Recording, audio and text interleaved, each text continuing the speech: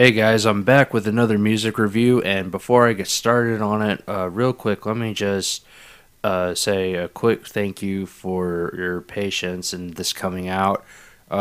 It's coming out a lot later than I wanted to, what with, some of the more personal, I guess, tragic kind of things that have happened at home, and then just out of other things that have been a sheer distraction in me getting this review out. It's coming out a lot later than I ever really wanted it to, and I'm apologize for that. But thank you guys for hanging in there and waiting for it to come out. And so, without further ado, let's look at Anthony Evans's debut album. This was an album called Even More, and it was produced by INO Records back in, well, really, I don't have an accurate year because the album did not bother to put the year of publication on the back of it. How do you do that? How do you not put the year of publication on the back of your album? Who was asleep when they were typing out all of this stuff? I mean, and here's the worst part. You look up on iTunes, this album doesn't even exist on iTunes, which is crazy. And on the closest thing I can find to any type of information on that is on Wikipedia. And if they're to be believed, then this album came out in 2004, which would be the first out of all of his albums, so that's why I'm looking at this one first. If this turns out to not be his debut album or not produced in the year 2004, I apologize for the misinformation. I'm just going off of the only source that I can really find to give me anything. So, anyway, what I can tell you for sure is that there are 13 tracks on this album, so we got a good little bit to get through. And let me also start off too by saying Anthony, his overall style is kind of an R&B slash pop sound. He kind of blends the two of them together really well. And so if you don't hear me give a lot of musical description, that's probably the reason why, because it's pretty much that type of genre is what the overall album is. All right, so anyway, track 1 is You Know My Name. So the opening of it is kind of sort of a Latin style. It's got a little acoustic guitar riff on it. It's pretty cool, and becomes sort of a Latin pop kind of a feel to it. And that feel is carried pretty heavily by the guitar and all the auxiliary percussion that's going around. I think there's some castanets, there's some other little different stuff involved, so it's really cool. Song is about being reminded that we're not alone, and that's basically what it is. This song really, to me, it's just so much fun to sing and play around with. It's very catchy. I think it's the best song on the whole album. Track 2 is Fearless. The sound in the verses sounds sort of like a funk style, sort of. There's like that kind of a little funky guitar going on back there. The chorus sounds a little bit more contemporary, to kind of give you an idea. The singer wants to be used by God and for God's name to be blessed, and even says that in the chorus too. And the whole point of that is to end up making the singer fearless. So fearless about tackling things in life, what have you. And it's a pretty good song as well. Track 3 is Incredible, and this one definitely sounds kind of like R&B mixed with a little bit of black gospel in it. The song is a reflection of how the singer feels about Jesus. The main thought is Jesus' love is incredible. That's kind of like the main, if I could sum up the song in one sentence, Jesus' love is incredible. So, track 4 is I Love You. It's an older pop style, and when I say older pop, see, nowadays pop music has sort of that hip-hop like beat to it, and has, I guess, a little bit more studio sound, if that makes sense to it. Like everything's a lot more condensed. But anyway, it's an older pop style with moving guitar. So the tempo is pretty modest as well. The song, as you'd guess, is a love song from the singer to God. There's really not much more to it than that. Track 5 is Even More, and this one I would describe as a studio contemporary pop kind of a feel. Pretty simple musically. It kind of picks up a little bit from the previous song, but the singer looks to change himself to love God more and be more dependent on Him. That's basically the gist of it. And again, this is another good song as well. Track 6 is The One. Goes to kind of like an R&B slash slight pop kind of a sound. It's a lot of these songs actually, they feel like R&B, but they're missing the B. And when because it's rhythm, if it's rhythm and bass, there's the thing that it's missing the most out of is bass. But there's still plenty of enough of R&B elements to it that make me want to describe a song as R&B. And in this one, the singer is dedicating his life to please God rather than man. I say it's sung very well, and really though, there's just not much to say on this one. But yeah, Anthony does sing this one very well. I think that's probably the best part about the whole or not the whole album, the whole song is that is how well he sings it.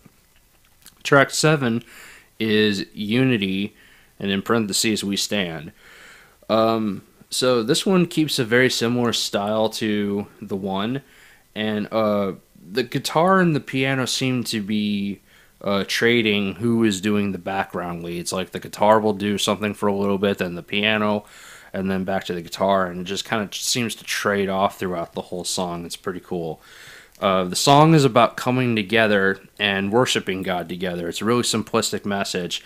Something that I didn't discover though until, because it doesn't credit. A lot of times when a song has a guest vocalist in it, they're actually credited with the song title. They did not do that in this case. I just happened to look up the lyric book that comes with the album, and I happened to see the credit, and that was this song features Crystal Lewis, who, if you've never heard of Crystal Lewis has been around since like the late 80s, and I don't know if she's officially retired from doing Christian music yet or not, but she's been around for a very, very long time.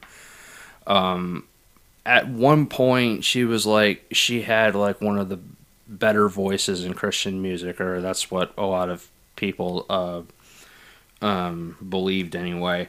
And not only is she in this, but also Kirk Franklin is in this. Now, I would say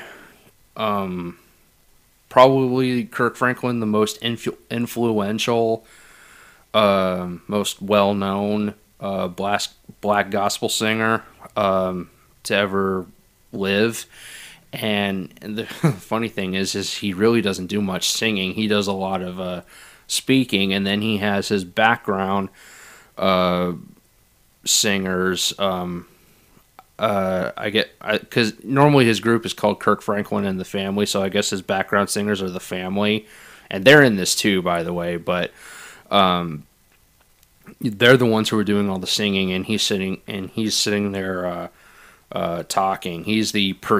Kirk Franklin is the personification of black gospel / Christian R&B kind of stuff. So if you're interested in that at all, check him out. But both of these very, very popular, very well known artists at this time are featured in this song, and it really says more to how much faith I&O Records had in Anthony's career at the time, more so than the song itself. I mean, to have and Crystal wasn't even signed with I&O. They had to get her on courtesy of whatever record company she was with at the time. It's in the thing. I just forgot to write it down. But that really says a lot, though, to have two big names on one song in your debut album like this. So track 8 is Everything in Me, and the song sounds like it'll be slow at the start, but then it kind of picks up the tempo. There's lots of high notes in this one too, which is good because that's the range that Anthony likes to sing in. The singer wants to hold nothing back as he praises God for what he did for him. Again, very simplistic. Track 9 is Just Like You, and if there is such a thing as acoustic R&B, this is it. There's guitar, there's a shaker going on in the back, very acoustic feel, but it keeps that R&B feel that the album has been so strong in so far. So at first you think the singer is singing about Jesus or even about the Father, but evidence from the second verse seems to suggest he's singing about his biological father instead, and how he wants to be just like his dad when he has a son. And I'm sure Anthony wrote that based off of his dad. So it's a nice little homage, nice tribute to his father, and I'm sure in some way you can tie elements of the song to God the Father himself. But really though, it just goes to serve as a testimony of what type of dad, or what dads really should be, to want to inspire their sons like that, to be able to be just like them. And not in the sense that they have to do their specific job or anything like that, but when they have their own family, that they want to raise them right and take care of their family and things like that. So, track 10 is Restore Me. There's beautiful piano and strings orchestration going on in the background. It's my favorite part of the song. And the singer has been hiding his pain and longs for restoration. Again, it's really simple. I don't believe there's any percussion in this one, but the orchestration is very, very good. I like that. The rest of the song is pretty okay too. It's not one of my favorites, but I did want to mention that. Track 11 is Here's My Life, and this has got a pretty moderate tempo. It's the verses are R&B like the rest of the album, but the chorus sounds a little bit more contemporary, which is actually a nice change of pace. Because I think it was starting to get a little bit too heavy at this point. Singer offers his life to be used by God. That's again very simple message. There's not need to go into much detail here. Track 12 is Come Home, and I'm gonna be honest with this one. Nothing really stands out musically. It's not bad, but there's just nothing really to point out musically that, oh hey, they did this or anything like that. The singer describes his coming to God and his world just changing, and that's good. His world should change when coming to God. And the chorus is God's words to the singer.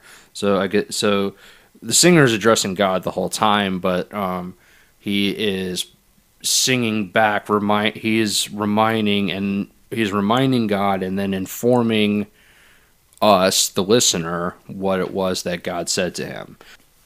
And the final track is Be Still. It's got I'll call it a quiet start.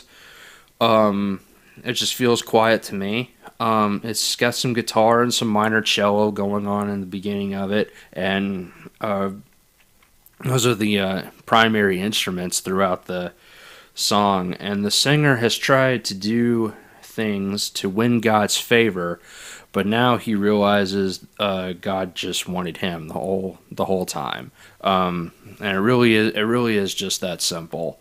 But that's all the tracks. So let me get into the album itself. So if you like R&B, you'll probably like this album. It's very R&B heavy. there. That having been said, though, there is just enough musical diversity to lend to Anthony not being viewed as a genre specialist, or based off of this album anyway. If you include his other albums, then maybe, but there's just enough here to where you can say, oh, this isn't an R&B album. There's some other stuff in it too, whether it be pop or some of the contemporary, the Latin at the beginning. There's enough here to keep it from being that. Overall, I would say the album is actually kind of relaxing in a sense. I mean, a lot of the R&B songs, especially, they're very kind of soft, just, I wouldn't say intimate, but just very relaxing kind of songs. You just lean your head back. You don't even need to sing along. You just lean your head back, just kind of close your eyes and kind of experience God's rest in a sense, if that makes sense to you. I mean, again, if you want to have a moment with God, but you're kind of tired, just pop this in, let Anthony sing for you. Just kind of agree with it, what he's saying. And speaking of Anthony singing, this dude has an amazing voice. Like, when you first look at him, he's a big. And when I say big, I mean he's very muscular, black guy. And when I first, this is an example of why you can't judge a book by its cover. When you first look at him, you think if he's gonna sing, oh, he's probably gonna have like a deep, like almost maybe a B.B. Winans kind of voice to him. But just the opposite is true. He's a very high tenor, and if not falsetto, for a lot of his stuff. I mean, he does dip in and out of falsetto a lot, but his voice is actually pretty high, a lot higher than I was thinking it was going to be. But he still sings so well, sings very controlled. It's just an absolute surprise when I first heard his voice, but very, very, very, very pleasing to the ear. But despite his voice, there's not many songs that really draw attention. Like they really don't. There's not really anything that has a lot of definitive characteristics. It's like a lot of the same elements in the different songs. So I'm going to give this a 3.5 out of 5. It's a solid enough debut, and it's certainly not the last of his albums. He's got another 6 albums that I've got to get to at some point, and he's got a lot of I have to go back and re-listen to them, so I won't say a lot of, but I know there are ones that are coming down way later that have to me, that I think are probably among his best. And speaking of among his best, my favorite for this album is You Know My Name. To me, again, this is just the best song on the entire album. I love the way it sounds. I love the way it's sung. The instruments create so much to it. I feel like I'm back in jazz band again. It's just so much fun to listen and sing along with, play along with. It's just, I would think, I'm not knowing really how Anthony's fan base has treated him over the years. This is a song that I can say for sure is not talked about today, just because Christian radio doesn't seem to play anything that's more than 10 years old or 2 years old. But this is a song that needs to be back in people's memories, in my opinion, because again, this song is so much fun. I also like Fearless and Even More. Those two, Fearless a little bit more so, but those two are the only other songs to me on the album that kind of stood a little bit taller than the rest of them, and it's those songs that I want to mention. The rest of them, they're not bad, but they're all very comfortable being in the same pod, if that makes sense. So, yeah, that's pretty much all I've got for this album. So, thank you again for listening. Thank you for your patience in me putting out this album. I've been, it's in trying to get a lot of different things sorted out ever since my grandpa passed. You know, it's been sometimes a mess, sometimes, well, it's been a lot of different things really. But having listeners who are patient enough to be on the other side, waiting for me to come out of it, I really appreciate it, and I'm going to try to get myself back into a regular routine of things to make up for lost time. And I think what I'm going to do next, I'm just going to draw a name out of a hat here, because I've got a list of modern artists, and what I define as modern artists is anything from like late 2000s to present. I got a list of those kind of artists that I want to do. I've got a list of longtime artists that some of them I've reviewed albums of already, but I've still got a bunch more that I got to go back and review. And plus, there's some additional ones that I need to start reviewing. And so, and it's just I've got a lot of music to get to. But I'm gonna pull a name out of a hat from my modern artist list, and I guess the next album that I'm going to do is an album by Mariah Peters called "I Choose Jesus," and it's just for no particular reason except it's just a random one that I have chosen out of a hat, basically. So look forward to that. I'm gonna review Mariah's album next time, and then after that, I'll probably go back. I want to get to some more Third Day, because unfortunately for me, I'm a big Third Day fan, and the news is old already, but some odd weeks ago, Third Day announced that they're going on their farewell tour, which is very sad for me. So because I never got to see them in concert. But I want to go back and start covering some Third Day albums that I had to skip over because I didn't have access to them at first. Plus, I've got a bunch of other artists from that timeline too. So, but we'll see how it all plays out. But for sure, next time I'm going to do Mariah Peters' "I Choose Jesus." And until next time, everyone, let me just end this off as I usually do. May the Lord bless you and keep you, and please, as always, take care.